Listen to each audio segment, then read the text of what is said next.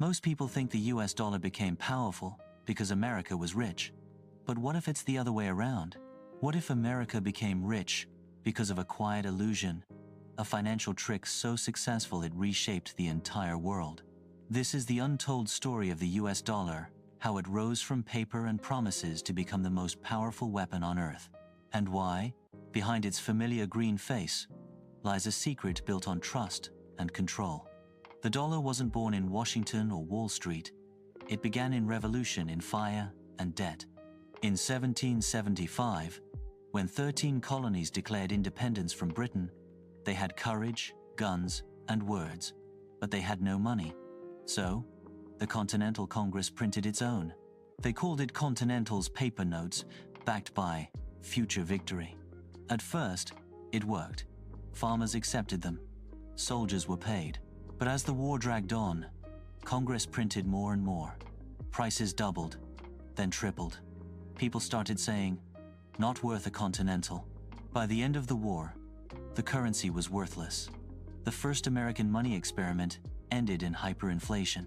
But from that disaster came a crucial lesson and a dangerous idea. Paper could create power if you could convince people to believe in it. When George Washington became president, America needed stability. Alexander Hamilton, the first Treasury Secretary, proposed something radical. The new nation should take on all state debts and create a centralized financial system. It was controversial. Jefferson called it tyranny. But Hamilton saw debt as glue, a way to tie citizens and states to the new government's success. In 1792, Congress established the U.S. Mint and defined the dollar based on silver and gold. Each coin carried a promise. This is real. This has weight. This is America. For the next century, that promise held until wars, greed, and crisis tested it again and again. The Union was bleeding men and money. Gold reserves were vanishing. So President Lincoln approved something unprecedented. The government would print money not backed by gold. They were called greenbacks. Paper, ink, trust. At first, the public doubted them. Then soldiers were paid. Trade resumed. The experiment worked and won the war. But when peace came, inflation lingered. Greenbacks divided the nation. Should they be withdrawn or kept forever? Lincoln called them the people's money. Bankers called them dangerous. But greenbacks did something no bullet could. They proved America could create wealth out of paper. It was a revelation and a temptation. After the war, America industrialized faster than any nation in history. Railroads, oil, and steel created titans and panics. Every decade brought a boom, then a crash. Banks issued private notes, speculation soared, and farmers went bankrupt when credit dried up. In 1907, a banking panic spread across Wall Street. Stock markets plunged. Ordinary citizens lost everything. Desperate, Congress sought a permanent fix, a way to control the flow of money and prevent future collapses. In 1913, they found it.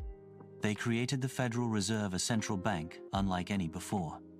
It could issue money, buy debt, and act as the lender of last resort. But in reality, it gave unprecedented power to a small circle of bankers who could now decide how much money existed and who got it first. The dollar had a guardian now, but also a master. For decades, the dollar remained tethered to gold. 1 ounce equaled $35, a fixed relationship, a visible anchor. It made Americans believe their money was unbreakable. But in truth, the foundation was already cracking. Every war, every crisis, every government program required more spending and more dollars than there was gold to back them. Still, the printing presses kept running, because as long as people believed, the illusion held. But belief, like gold, can only stretch so far. By the late 1920s, America's confidence in money was absolute. Stocks only went up, credit was limitless, and the dollar was worshipped like a god. Then came 1929. In a single week, Wall Street imploded. Banks collapsed, savings vanished, factories closed, and millions lost their jobs. The golden promise cracked. People rushed to exchange paper dollars for real gold, but there wasn't enough to give. In 1933, desperate to stop the bleeding, President Franklin D. Roosevelt made a decision no one thought possible. He outlawed private ownership of gold. Citizens were forced to hand it over to the government in exchange for paper. The message was clear. The dollar's power no longer came from what it could be traded for. It came from what the government said it was worth. It was the quiet birth of a new kind of money, one based not on metal, but on obedience. The Second World War changed everything. As Europe burned and Asia bled, the US became the arsenal of democracy, producing tanks, ships, and planes at an unimaginable scale. But all that production needed financing, so America borrowed heavily. By 1945, its factories were humming, but its debts were immense. Yet, when the war ended, something extraordinary happened. The US was the only major economy left standing. Its gold reserves held 2/3 of the world's supply. The dollar had become the planet's anchor. Leaders from 44 nations gathered at a quiet hotel in Bretton Woods, New Hampshire, to design a new monetary order. The agreement was simple and revolutionary. Every currency would be pegged to the dollar, and the dollar would be pegged to gold. If the US sneezed, the world would catch a cold.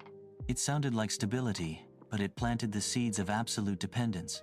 The 1950s and 60s became the golden age of the dollar. American cars, movies, and products flooded the world. Everywhere you went, from Paris cafes to Tokyo markets, people accepted the green bill stamped with Washington's face. The dollar wasn't just money anymore. It was culture. It was power. It was the new global language. But behind the glamour, the math was turning ugly.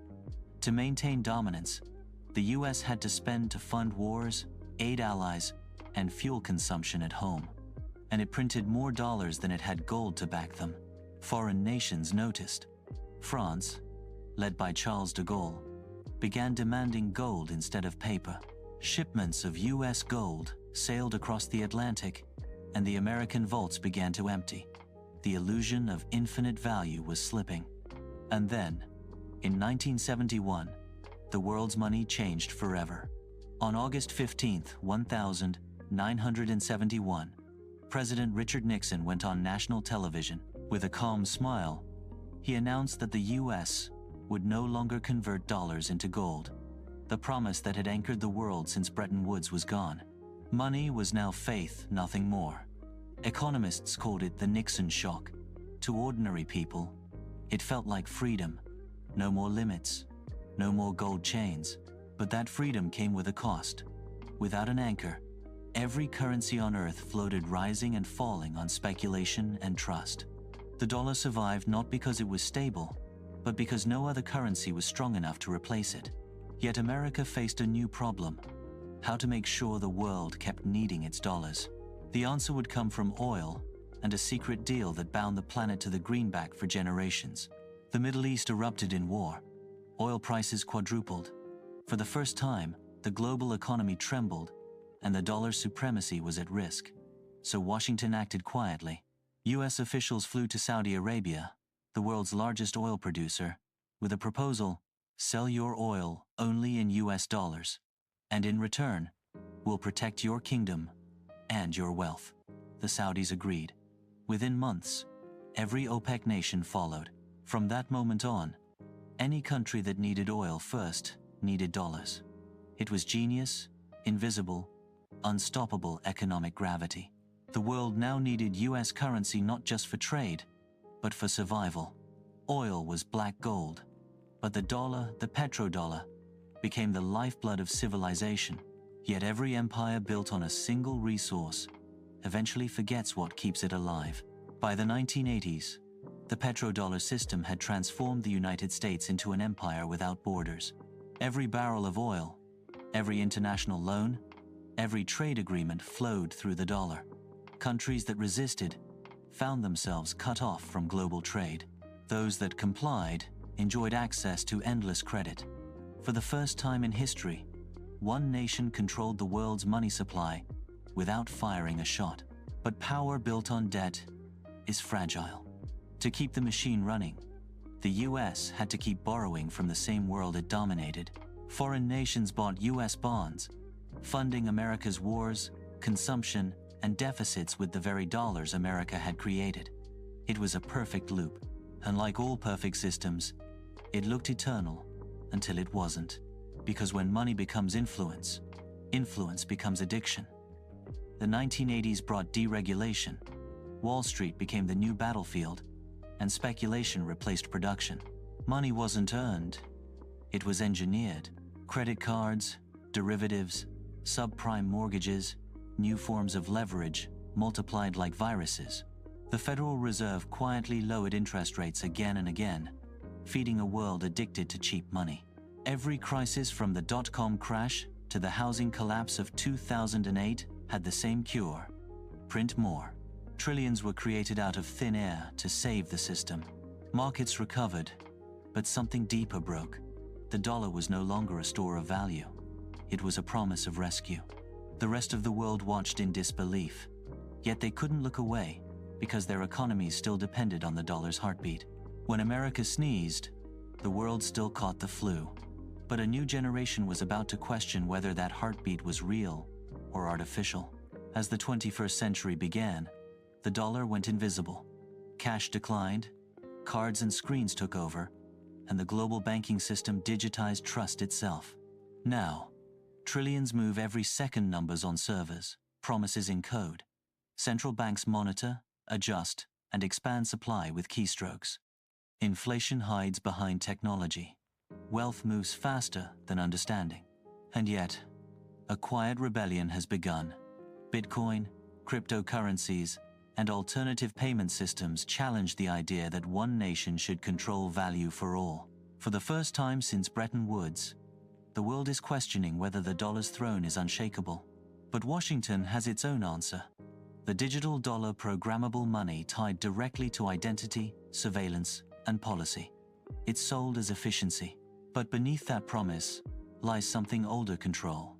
Because if history repeats, the end of every monetary system begins the same way, when people trade freedom for convenience. The secret of the US dollar isn't hidden in vaults or treaties. It's psychological. It works because people believe it does. Every trade, every paycheck, every bank balance is a silent vote of confidence in an idea not in metal, but in memory. The dollar is the world's most successful illusion. It turned debt into wealth, paper into power, and belief into obedience. Its real genius was never in economics, it was in storytelling. A story so convincing that billions live inside it every day. But every story has an ending, and every empire believes its chapter will be the last. The question is not whether the dollar will fall, but what will rise when it does.